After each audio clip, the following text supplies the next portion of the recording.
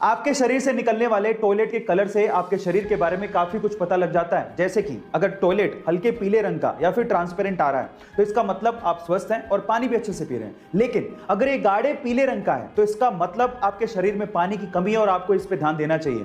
और अगर ये भूरे संतरी कलर का है तो इसका मतलब आपके लीवर में कहीं ना कहीं प्रॉब्लम है। और अगर ये पीला झाग वाला है तो इसका मतलब आपकी किडनी में कहीं ना कहीं प्रॉब्लम है। और अगर ये हल्के लाल रंग का आ रहा है तो आपको सचेत हो जाना चाहिए, क्योंकि ये किडनी के साथ साथ आपकी यूटीआई या फिर ट्यूमर की वजह से भी हो सकता है। गाइस, आपको ये इंफॉर्मेशन कैसी लगी चैट सेक्शन में जरूर। क्या आपको पता है कि एक हिरन 90 किलोमीटर पर आवर के हिसाब से दौड़ सकता है और एक शेर मात्र 60 किलोमीटर पर आवर के हिसाब से ही दौड़ सकता है?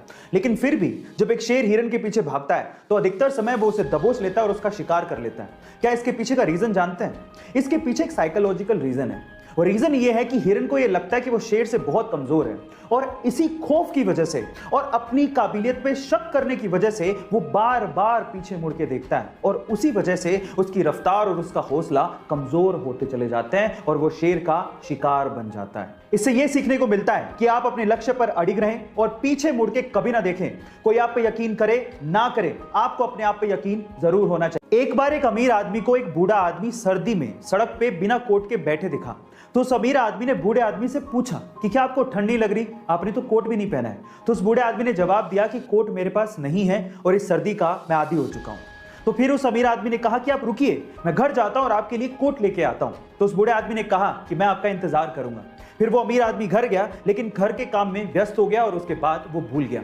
जब सुबह उठा तो उस बूढ़े आदमी की उसे याद आई, पर तब तक वो बूढ़ा आदमी सर्दी के मारे अपनी जान गंवा चुका था। लेकिन उस बूढ़े आदमी ने उस अमीर आदमी के लिए एक खत छोड़ा था। उस खत में लिखा था कि जब तक मेरे पास गर्म कपड़े नहीं थे मेरे पास सहन करने की क्षमता थी, शक्ति थी, लेकिन जब आपने मुझे गर्म कपड़े देने का वादा किया मैं उस वादे से जुड़ गया और मेरी सहन करने की शक्ति खत्म हो गई। इस स्टोरी से आपने क्या सीखा चैट सेक्शन में जरूर लिखिएगा और ऐसे वीडियो